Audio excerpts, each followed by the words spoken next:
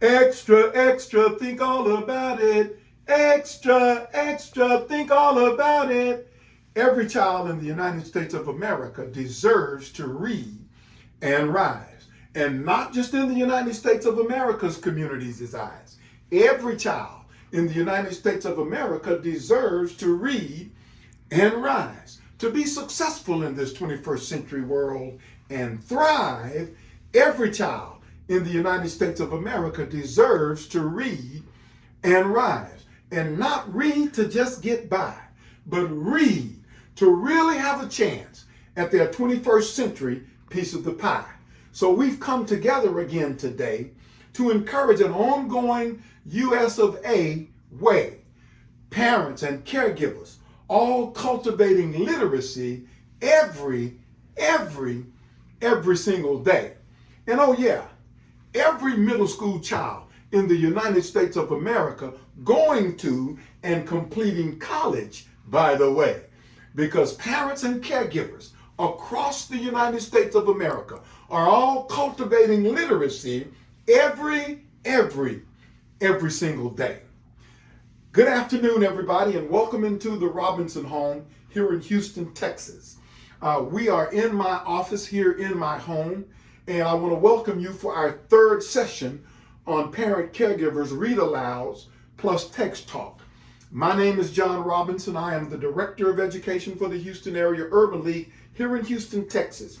And I also serve as an executive consultant for Scholastic Inc., the book company. We want to welcome you today to this session on parent caregivers understanding how to have a productive and interactive read aloud plus text talk with young people middle school age. Now, if you've been with us over the last couple of Fridays, you know that each school grouping I have tagged with a theme. So on today, I want to tag the middle school school years for young people in those school years as the chase. As the chase, C-H-A-S-E, the chase. I believe that middle school kids are in a chase to really achieve their goals and objectives for college and career readiness. So we call this the chase. They're chasing their goals and their aspirations to become college ready, to become career ready, beginning really at this particular age group. The chase is on. We've built the foundation, we've stretched them wide and taken them as far as they could go in building their vocabularies, in building their reading and writing skills, and now the chase is on. The chase for college and career readiness. And I just want to say to parents that their ability to read and to comprehend what they read and to critically think about what they read and to sit in group discussions and be able to discuss what they've read, how they feel, what their thoughts are, what their positions are on what they've read is essential to having these great read aloud plus text talks at home being facilitated by you, the parent, you engaging with the child every single day to get them ready for this chase. And then to be able to write about what they've read and comprehended and critically thought about, to be able to put it on paper, and then finally to be able to stand before an audience, whether that be in the class, whether that be in the community, the church, or even in a corporate setting, to be able to stand and become orators, to use their response skills, to put their voice on record about their beliefs, their position, their thoughts and opinions about what they've read. So it's important, parents and caregivers, that you understand that that work is all about you in making that happen for your kids, but it's not about you. And so as I think about that, when we think about the chase for college and career readiness, I want to share with you David Conley's concept of the 4 dimensions of college readiness. First one is key cognitive strategies. Parents, it is your responsibility to make sure that your middle schooler walks out of your door every day being ready to implement the key cognitive strategies that you've worked on from pre-K now up until these middle school years. What does that mean? Key cognitive strategies. I'm talking about being able to problem solve, being able to research information, and to be able to interpret that information, to be able to communicate that information with precision and with accuracy. Parents, that is your responsibility to get them ready. And then we want to talk about the second of these 4 dimensions, which is key content knowledge. Key content knowledge. Your child having key terms in their memory bank, having terminology and having factual information to be able to link to their ideas and to organize their concepts. So key content knowledge is imperative as they walk out of your doors. And then the third dimension of college readiness is key learning skills and techniques. What do I mean by that? I mean all of the work that you've done from pre-K to now middle school. As they walk out the door, they get to show the work that you, parents and caregivers, have done with their understanding of study skills and goal setting and the persistence that they need to take ownership in their learning. They walk out of your door displaying all of the great work you, the parent and caregiver, have done over those 8 years. And then finally, the fourth dimension of college readiness is, of course, key cultural and awareness skills. Now, what that simply means is that your child walks out of your door onto a college campus knowing how to manipulate that college campus. What does that mean? Being able to get their classes set up, being able to get their dormitory, finding how to go and register for their meal ticket, and all of the work that they've got to do. They're ready to manipulate that college campus because you, the parent and the caregiver, has them ready to go. Now, let me just mention, at the National Urban League and the National Urban League movement across this nation, this is actually one of our banner components in our Project Ready program, is having kids across the country who are in Urban League programs across this country ready to implement these 4 dimensions of college readiness. So I'd just like to suggest that wherever you live in the country, in the United States of America, find the Urban League in your community and attach yourself and your child to that Urban League, because we've got to get them ready for the chase. Now, as we look at our Read Aloud plus Text Talk today for middle school children, I want to share with you a couple of maybe 4 or 5 objectives that we want to be looking for today in this particular Read Aloud plus Text Talk for middle school young people. You can go on the Scholastic website for parents, caregivers, and you can actually find the milestones that goes with each of these objectives I'm going to share with you right now. As you, parents and caregivers, implement a successful Read Aloud plus Text Talk with your middle schoolers, here's some of the things that you need to be aware of and make sure that you're prepared to implement during the course of the Read Aloud plus Text Talk. The first objective is strategic reading. Now let me just share with you this concept of strategic reading. Strategic reading is about your child understanding what they're looking for in the reading, in the text, and whether they only need to skim the text to get pieces to fit what they're looking for, or whether they need to actually study the text in depth to get information for a different need. But this is one of the pieces that we need to begin to get them ready for the chase in understanding how to strategically read aloud a text or read a text and study for what it is that they need. Number 2, we never get away from comprehension. All through each of these age groups, pre-K through college, pre-K through life, we need to make sure that our kids understand how to comprehend what it is that they're reading, how to dig deep into the text for an understanding. What is it about the text? They need to be able to dig into the text. I'm talking about close reading. Close reading is actually being able to read a text and go all the way down into the text and get everything in the text out of the text so that you can respond accordingly to any request.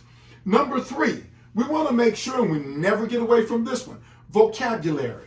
Vocabulary. During the middle school years, we ought to be able to now begin to differentiate between a good reader and a poor reader. How do we do that? By their ability to use words correctly.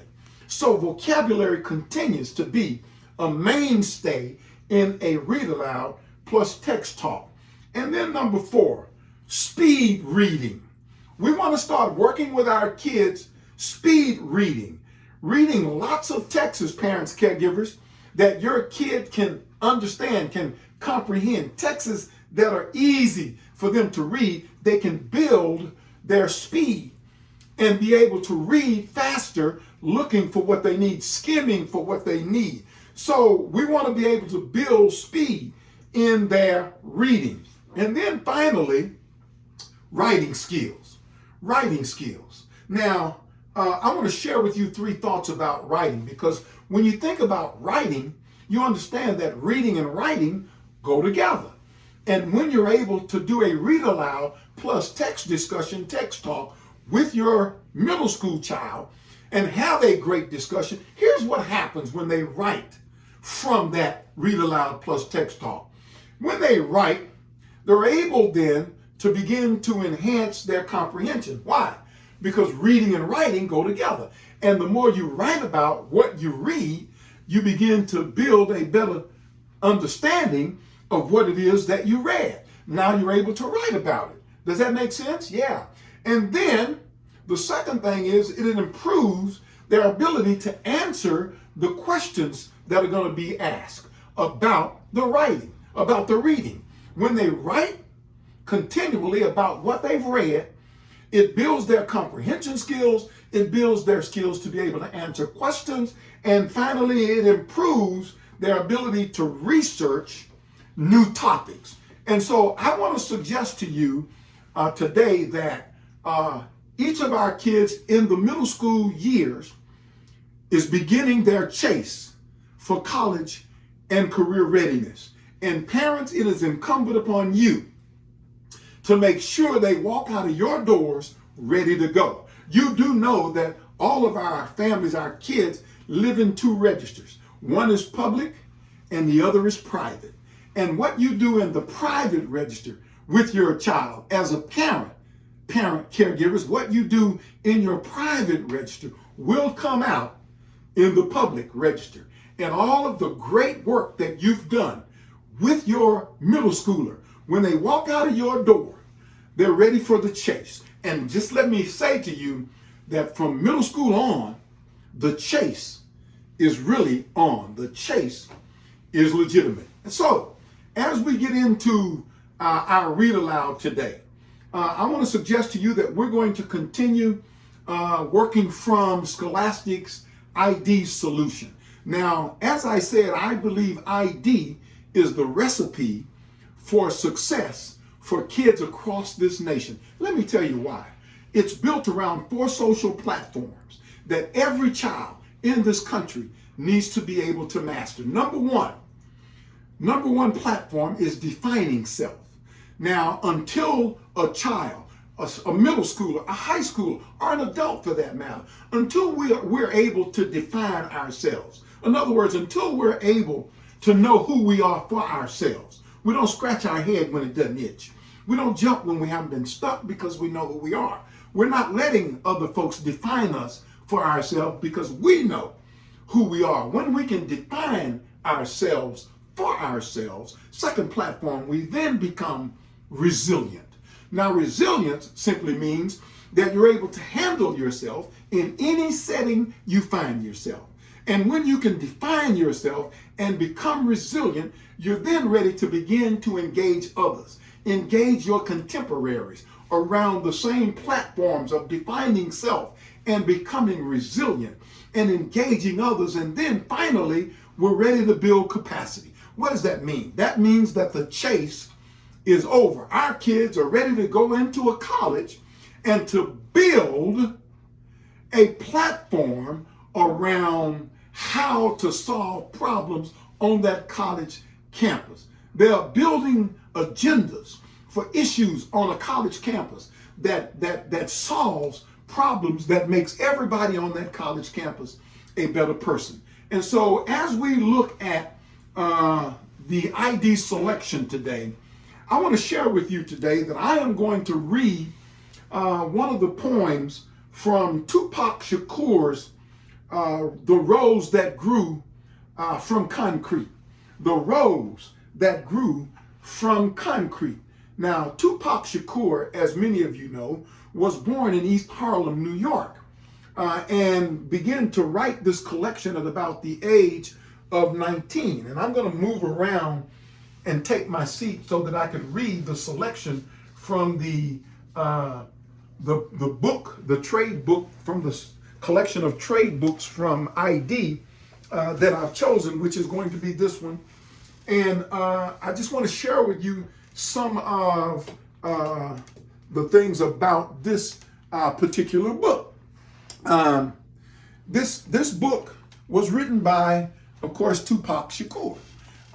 And the setting of this was urban USA from 1989 to about 1991. Tupac lived in a number of urban locations, and he was able to do this writing at about the age of 19. And writing this collection at about the age of 19, as many of you know, Tupac succumbed to death some 6 years later by a drive-by shooting that occurred. And 25 years old, we lose a great, great young mind, a great young entertainer. And as I think about Tupac's life, I would suggest to you that this book gives us thoughts about Tupac's dealing and facing a world of confusion and a world of inequality, and decided that he wanted to put some writings of poems to his thoughts. As we go through this book, if you get this book, as you go through it, you'll see that a lot of Tupac's expressions were in pictures and in numbers. He wrote with numbers. He wrote with letters to express his thoughts. And so as I read aloud the poem that I've selected today, which is called Untitled.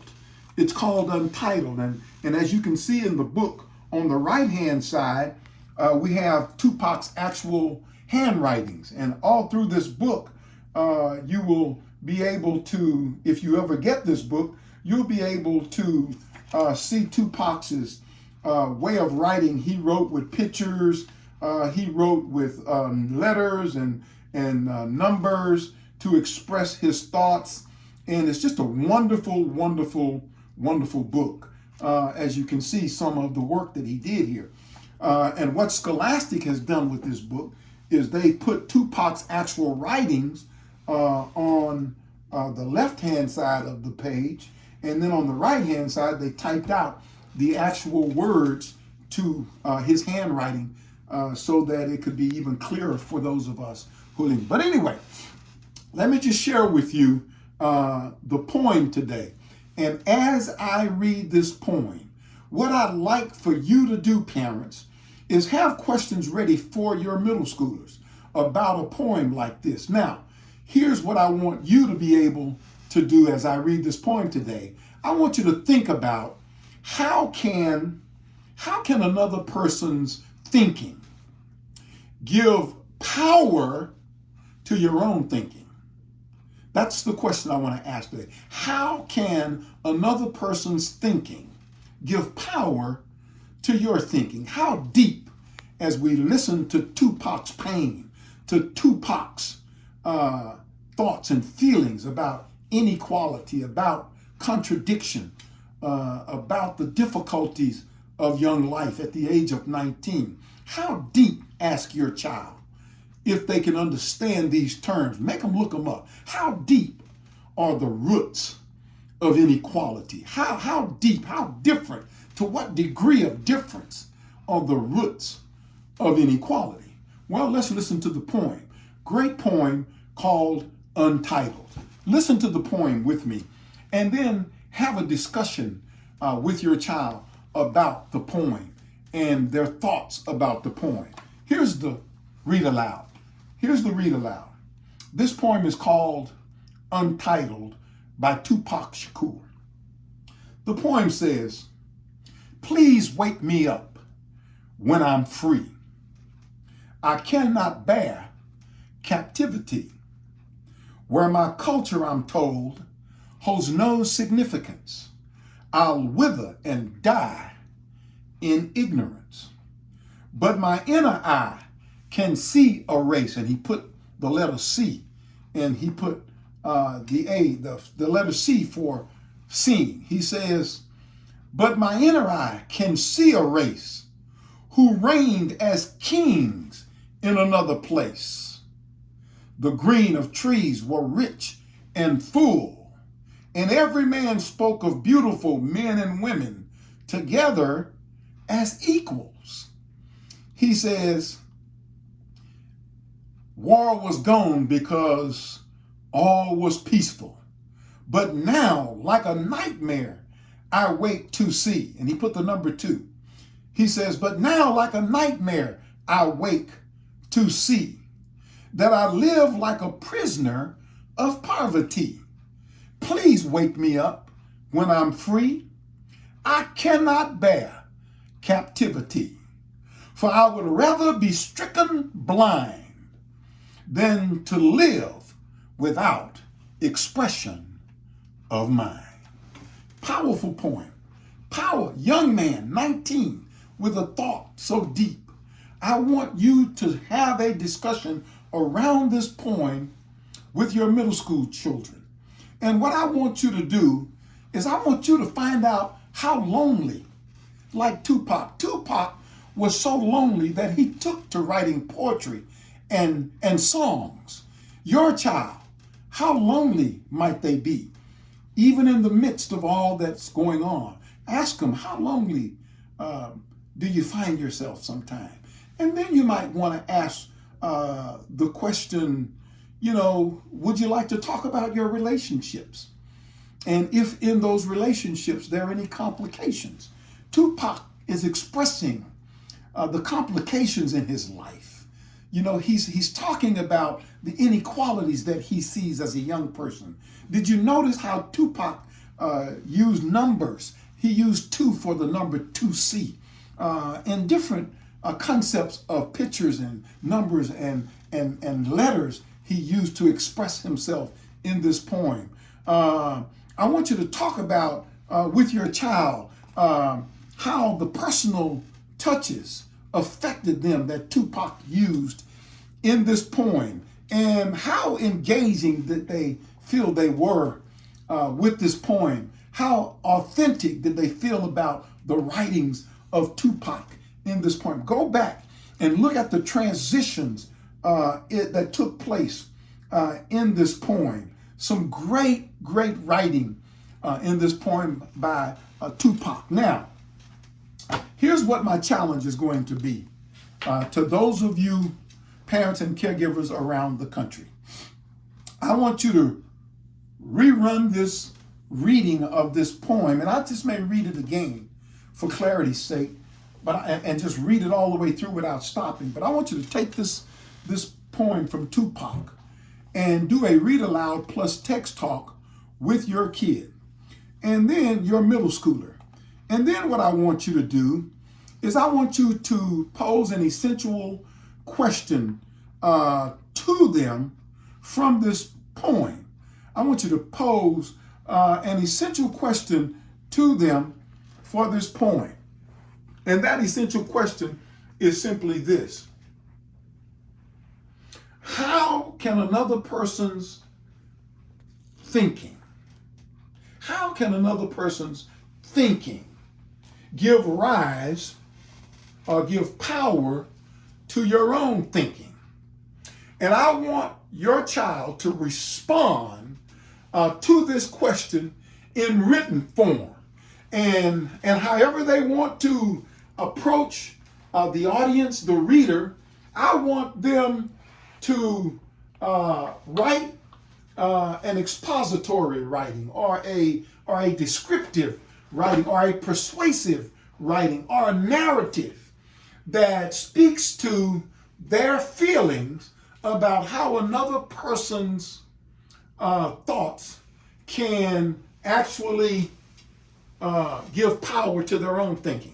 But here's what I want to do. I'm going to get up for a moment. I'm going to ask my granddaughter, who is taping this, Jaden, to come over to the board, because I'm going to put a competition challenge out to every parent. Here is the essential question that I want you to present to your child. I want them to respond to this in writing, and I want them to email that response to me, to my email address, jrobinson@hall.org. jrobinson@hall, H-A-U-L, Houston area urban league, jrobinson@hall.org. Now, what I want to do is I'm going to begin a competition, and I am going to ask your child, with you working with them in having a read aloud plus text talk, and then responding to that, answering this essential question. I want them to email to me their written response in any of those 4 writing styles, whether it be expository, descriptive, persuasive, narrative. It doesn't matter to me. They want to write a poem, whatever they want to do. Send that writing to me.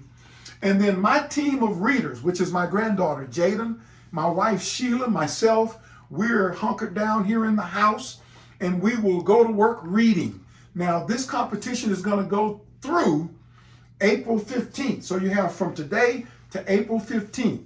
And I want to be able to get those writings. We'll cut it off at 1 o'clock. We're going to read those writings, and then we're going to award a winner, and we're going to mail to that winner a $100 gift card to Walmart. Walmarts are everywhere. So we thought, well, which one could we do? We do Walmart. We're going to mail a gift card to the winner. We're going to read each of your writings, and then we're going to make a team decision on which one we feel is best from writings all across the country from middle school children. And here's how we want that to come in. We want your child's name. We want your child's grade. We want the school that your child goes to and the state that you live in. Then we want the parent caregiver to actually sign off on that writing, to say it's okay for them to submit it and for us to have it and for us to publicize it next Friday, who the winner is. So we want to be able to put it out in our next parent caregiver read aloud plus text talk for high school kids. We'll offer also a competition next week for those kids. But this week, we want your middle schoolers to engage in a response to the question from the reading: how can another person's thinking give power to your own? And you have from till April 15th at 1 o'clock to email your response to us, and we will read them, determine a winner, and then send it back to you. Now, the final thing that I want to say is we want you to tag your response with a title. Tag your response with a title. Email it to jrobinson@hall.org. We will determine a winner, and then we're going to send that winner a $100 gift card. We'll get the information about the mailing address once we determine who the winner is. So in essence, we're doing an ID national competition around Tupac's poem Untitled. And the question that comes from that reading that you will respond to in writing is simply this: how can another person's thinking give power to your own? We look forward to receiving your response. Parents, caregivers, this is all about you. We want you to sit in a read aloud plus text talk, have a discussion with your kid about this poem, really dig into the poem, help your kid to understand what it means when we talk about the inequalities that go on and the contradictions in society that goes on. Help them to understand it, and then give them a chance to respond to this question. We look forward to receiving your email responses, middle school children from across the United States of America, by April 15th at 1 o'clock. We'll cut it off at 1 o'clock, and then we'll read them, and then we'll return them. We'll return to the winner a $100 gift card from Walmart. We appreciate and thank you for being with us today. This concludes our parent caregiver session on Read Aloud plus Text Talk for middle school age children. The chase is on. Good evening.